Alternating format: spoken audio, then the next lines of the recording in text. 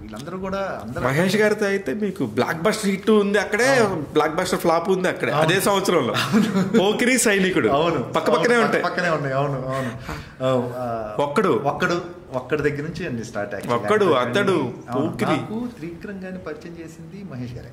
అవునా? నాకు అతడు సినిమా ప్లస్ జగన్ గారు, పూరి గారిది కూడా, రెండు కూడా మహేష్ గారి వల్ల వచ్చాయి. ఈ రెండు ఫిల్మ్స్ మహేష్ గారి వల్ల వచ్చాయి.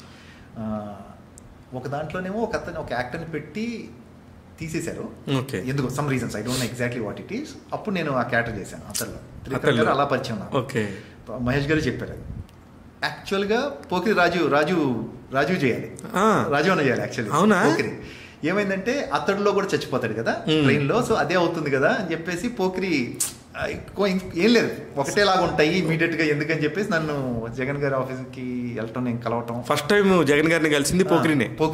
అప్పుడే నా సినిమా ముందే కరెక్ట్గా. సో అలా మహేష్ గారు